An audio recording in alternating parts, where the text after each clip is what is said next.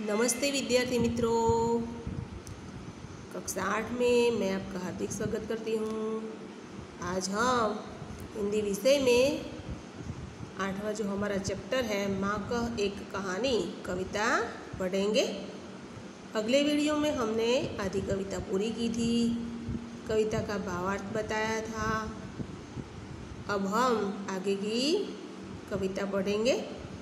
ये जो कविता है वो एक कहानी के रूप में है, जिसके कवि हैं मैथिली शरण गुप्त।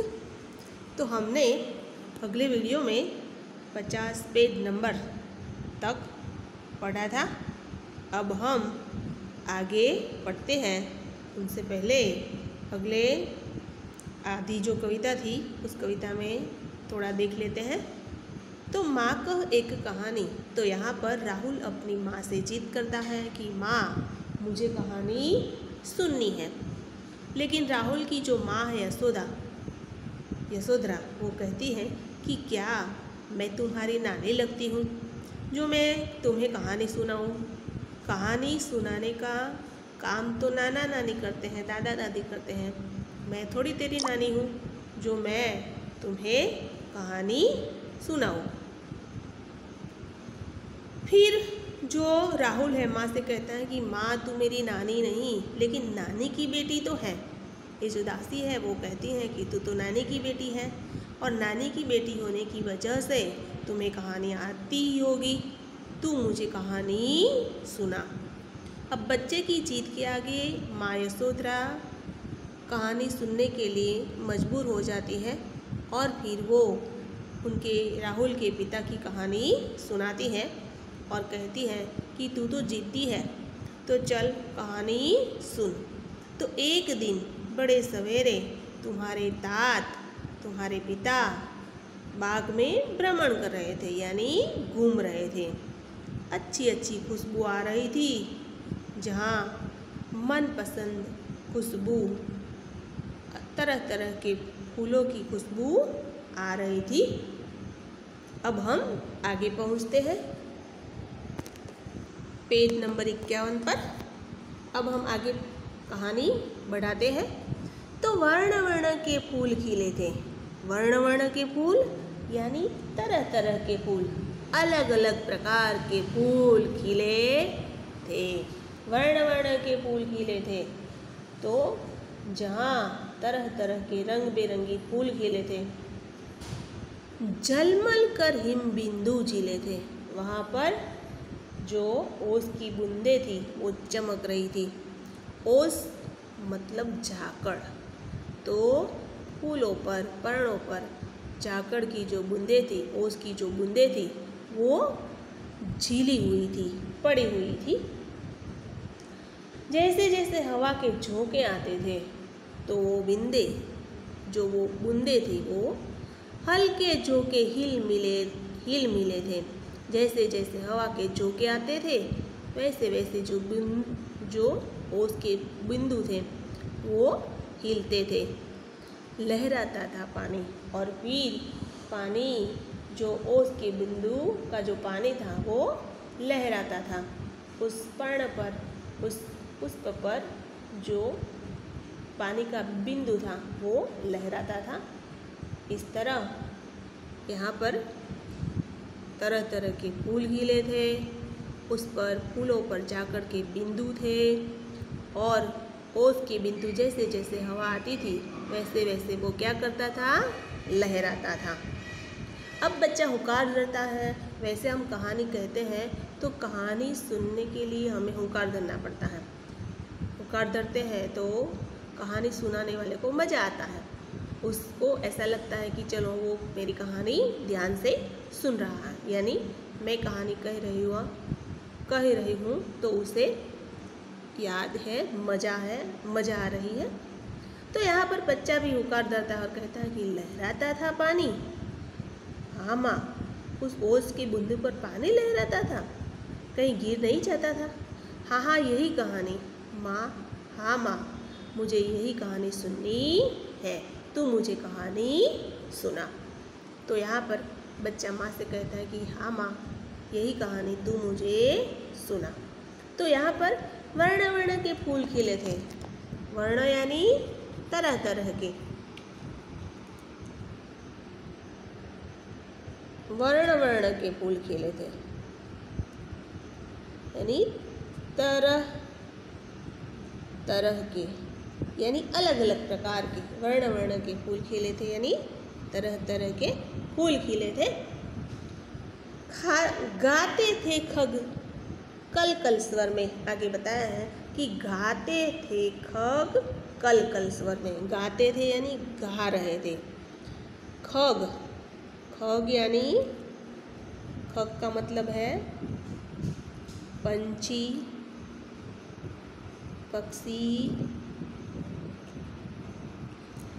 तो खग का मतलब है पंछी, पक्षी, विहंग। खग यानी पक्षी, पंछी, विहंग। तो गाते थे कल कल स्वर में, स्वर यानी आवाज, नाद राग में। तो पंछी तरह तरह के राग में क्या कर रहे थे, गा रहे थे। तो यहाँ पर गाते थे खग कल कल स्वर में, तरह तरह के पंछी अलग अलग नाद में, अलग अलग स्वर में क्या कर रहे थे, गा रहे थे। सहसा एक हंस ऊपर से, सहसा, सहसा मतलब अचानक, एकाएक, एकाएक। हंस ऊपर से गिरा विदग्ध होकर, विदग्ध यानी आहत अथवा घायल, घायल खग सर से, सर यानी बाण, तीर। हुई पक्ष की हानि, पक्ष यानी पंख, हानि यानी नुकसान, हानि यानी नुकसान। तो यहाँ पर ये जो है गाते थे खग कल कल स्वर में, तो गाते थे खग कल कल स्वर में। खग यानी पंछी, पक्षी, विहंग। स्वर यानी नाद, आवाज, राग।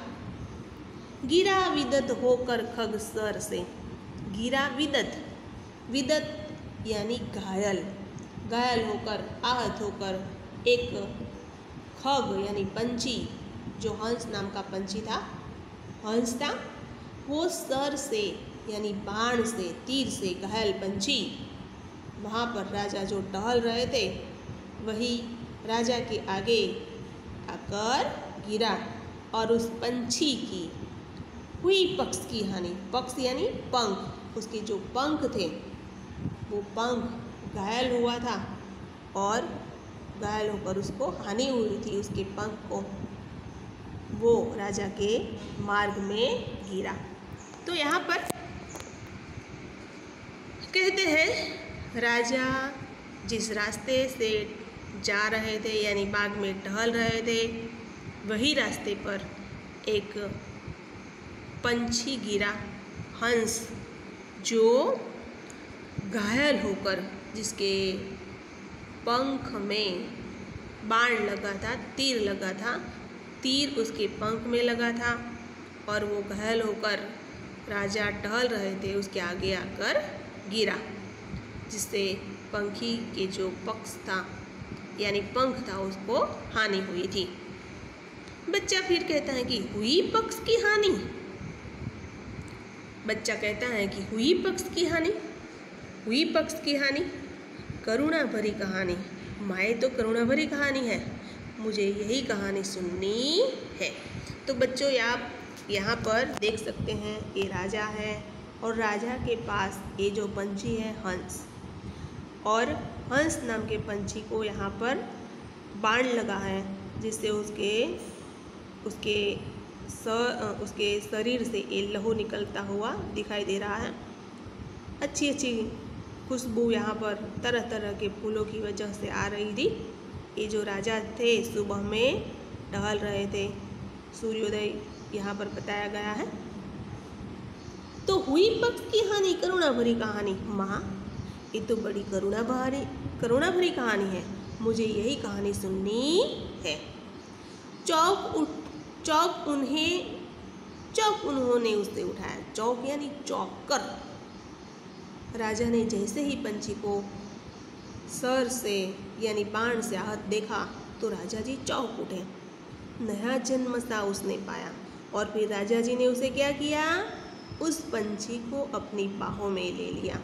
जैसे ही उन्होंने इस पंछी को बाहों में लिया तो हंस को मानो नया जन्म मिला हो, इस तरह हंस को एहसास हुआ।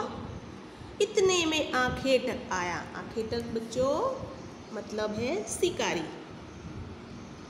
आखेटक यानी शिकारी। कई बार परीक्षा में पूछा जाता है, समानार्थी में भी पूछा जाता है और प्रश्न के रूप में भी पूछा जाता है कि आखेटक का मतलब क्या है, तो शिकारी। इतने में आखेटक आया लक्ष्य सिद्धि का माने, जिन्होंने लक्ष्य बना के हंस को मारा था, वही आखेटक, वही शिकारी राजा के पास आया। लक्ष्य सिद्धि का मानी।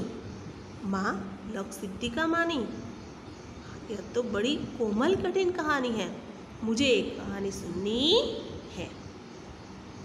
मांगा उसने आहत पक्षी। फिर शिकारी ने राजा के पास आकर क्या किया, आहत पक्षी की मांग की। आहत मतलब घायल। आहत मतलब घायल। शिकारी ने राजा के पास आकर आहत पक्षी की मांग की, घायल पंछी की मांग की। माँ यहाँ पर यशोधरा कहती है राहुल से, तेरे तात किंतु थे रक्षी, लेकिन तेरे जो पिता थे वो कैसे थे, रक्षी थे। तब उसने जो था खग बख्शी, और तेरे पिता ने उस हंस पंछी की रक्षा की थी। उसने खग बख्शी कौन है, शिकारी। शिकारी ने तेरे पिता के पास आकर पंछी की मांग की, लेकिन तेरे पिता तो पंछी की रक्षा करने वाले थे, यानी रक्षा की थी, इसीलिए उन दोनों के बीच कहा सुनी हुई हठ करने की ठानी। यहाँ पर दोनों ने हठ की। राजा कहता है कि मैंने ये जो पंछी है उन पंछी की जान बचाई, इसीलिए पंछी मेरा हुआ। और आखेटक मतलब शिकारी कहता है कि पंछी को मैंने आहत किया है, मैंने घायल किया है, इसीलिए पंछी मेरा हुआ, ये मेरा शिकार है, मुझे वापस दे दो। इस तरह दोनों के बीच कहा सुनी हुई। और फिर अब आगे देखते हैं, हठ करने की ठानी। माँ, उन दोनों ने हट करने की ठानी, दोनों ने हट कर ली। राजा ने कहा कि मैं पंछी को नहीं दूंगा, और शिकारी कहता है कि मैं यहाँ से पंछी लिए बिना नहीं रहूँगा। अब बढ़ चली कहानी। अब कहानी और आगे बढ़ गई, और कहानी इतनी प्रचलित हुई कि हुआ विवाद सदय निर्दय में। तो दोनों के बीच विवाद हुआ, सदय और निर्दय। सदय कौन है, यहाँ पर राजा है, और निर्दय यानी शिकारी। शिकारी और राजा के बीच विवाद हुआ। उभय आग्रही थे स्व विषय में, दोनों अपने अपने विषय में क्या थे, आग्रही थे। दोनों कहने लगे कि अपने विचारों में अड़े थे। राजा कहते हैं कि नहीं, पंछी मैं नहीं दूंगा क्योंकि मैंने उसकी रक्षा की। और शिकारी कहता है कि नहीं, मैं पंछी लिए बिना यहाँ से नहीं जाऊँगा क्योंकि पंछी का शिकार मैंने किया है। और फिर दोनों की बात इतनी बढ़ गई बात तब न्यायालय में सुनी सभी ने जानी, और ये बात इतनी प्रचलित हो गई कि ये बात न्यायालय में पहुंच गई, सुनी सभी ने जानी, और फिर सब लोगों ने सुनी और सबने जानी। बच्चा कहता है राहुल कि सुनी सभी ने जानी, व्यापक हुई कहानी। माँ, ये कहानी तो व्यापक हो गई है।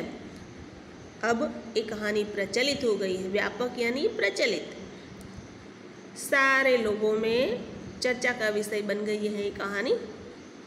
अब माँ राहुल से कहती है कि राहुल तू निर्णय कर इसका। राहुल अब तुझे निर्णय करना है, अब तुझे बताना है कि न्याय पक्ष लेता है किसका। अब तुझे निर्णय करना है, तुझे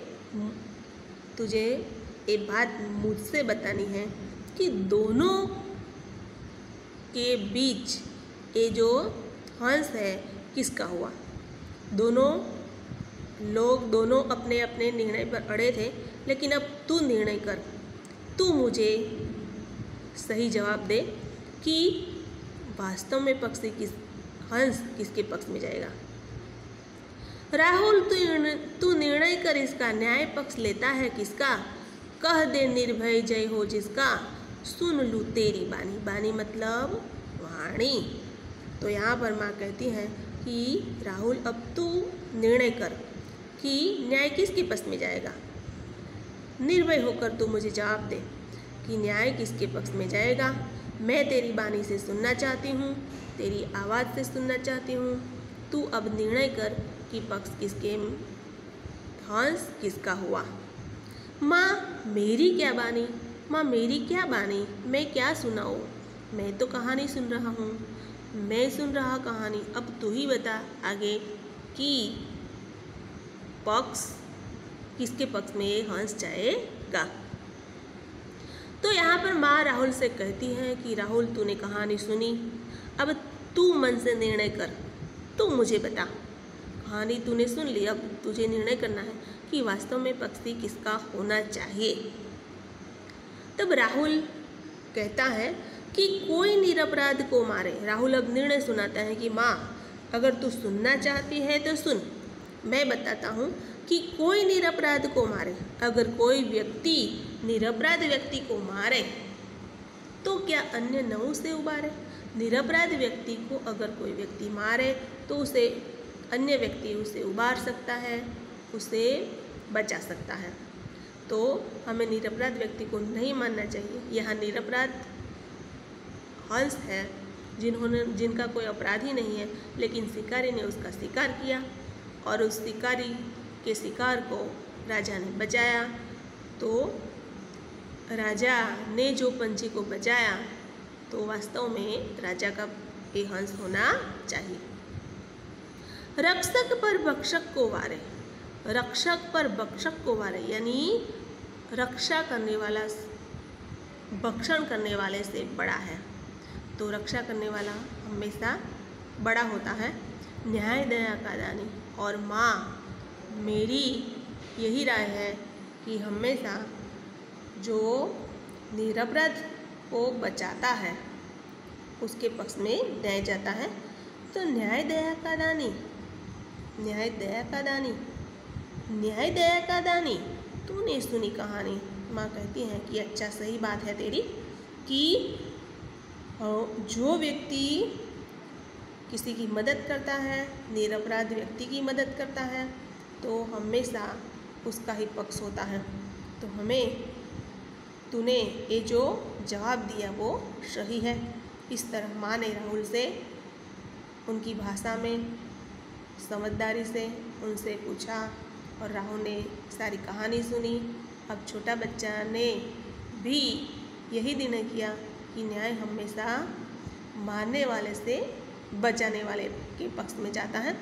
तो यहाँ पर बच्चों हमारी ये जो कविता है पूरी हुई।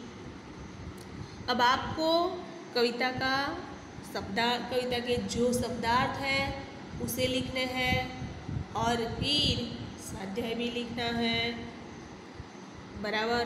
कविता का भावार्थ भी आपको पढ़ना है। अगर परीक्षा में कोई भी प्रश्न पूछा जाए तो आप अच्छी तरह से उसे लिख सके।